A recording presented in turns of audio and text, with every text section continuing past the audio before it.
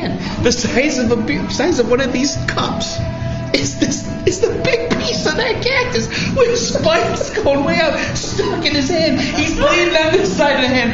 What the? And I asked the guy, it's right here. And the first thing I thought of was, HUD, I wish HUD was here. HUD would love this right now. He's not concerned about assisting me in any way. That's how Mike says, you know what I just learned? Don't touch the cactus.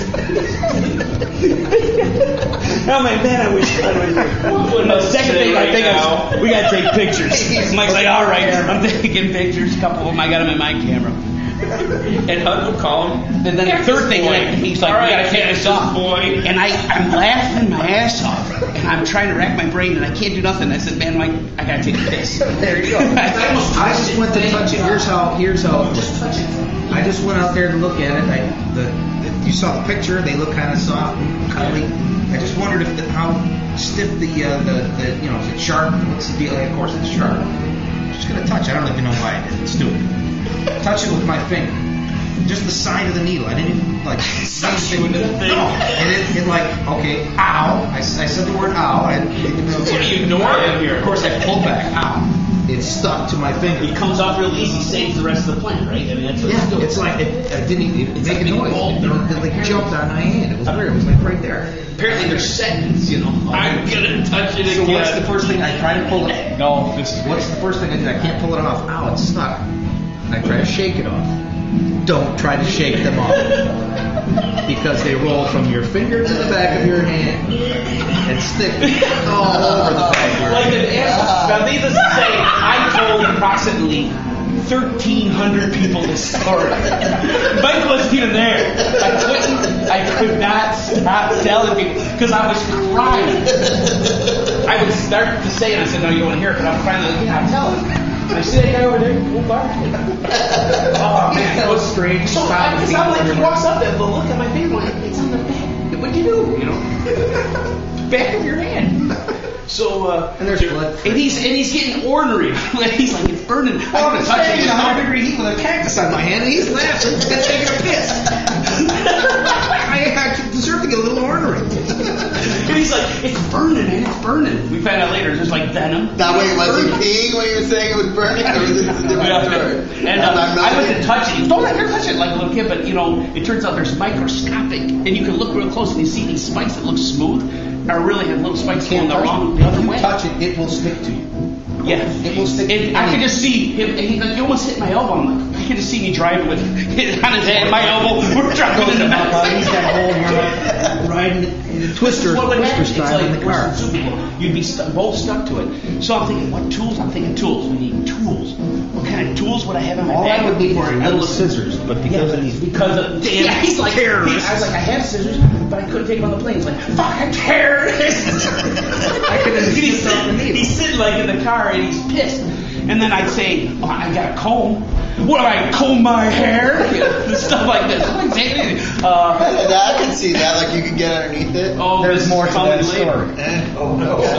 So then I'm like, I accidentally brought with the sunglass cleaner a little, like a keychain that has a little screwdriver. Which he both probably kinds. got busted with had they caught them. Yeah, they've seen it in the bag, but it's just in this little, and I didn't think. So he goes, he's like, what am I doing with that? And after a while, I was like, give me those screwdrivers. And I find him, and I got clothes coming out of the back of the car. So this thing was thrown in the bag. So he's like playing with it in the car, and he shreds the stick. He shreds One needle it at a pieces. time. One needle at a time. I had to shred. Meanwhile, I'm just. I wish HUD was here. It's like 150 degrees. I know. And it's just making us, and you're in the middle of the desert, literally. If the car doesn't start, take the shirts off, put them around your head, and start walking to the desert. What do you do? I'm like, I got water. We got water. And he's shredding one at a time, but it falls in the car. And he's got pieces of these things in the car. This is going to be a nightmare. And then I'm trying to shake off the mat, trying to touch me and take the mat out. And I throw the mat around the parking lot and it won't come off the mat. Stuck to the This is like the cat in the hat. This is the big stuff all over the place. So then I'm taking that screwdriver thing while we find a popsicle stick. This is the odd thing, 100-degree heat popsicle stick in the parking lot with ice cream still on it. It was baked on. But it was like baked on, like petrified. And he's he's shoveling like a little hockey stick with a thing, and it's rolling in the parking lot, like where people still get out of cars. He's like, oh, fuck it, I don't care if someone else will deal with it. Meanwhile, I'm getting one needle at a time out of the car, and the mat's clean. I put it down. Now, I'm like, I suppose I'll drive across the border. Now I'm too nervous as hell. We're like 8 miles from the border. So meanwhile he's picking these things out with the screwdriver and out the window. Passengers pulling out a needle at a time, and they're not a sliver. They don't come out easy. No, they don't. It's a painful event. It has burnt. It's like we found out later that you just take pliers. That's all you could do. It's burning and stuff. And we did. We'll cut later. One of the person I told the story was Chad's dad, Chad Pepper's dad. I started telling the story. He goes, you know what you do? He didn't hear the whole story. He goes, you know what you do? You take a comb and just comb it all off, and then start picking them all out. So I'm like, and pushing people all the way. Why did you not hear this? You bastard, yell at me. That's smart. I'm going to comb my hair.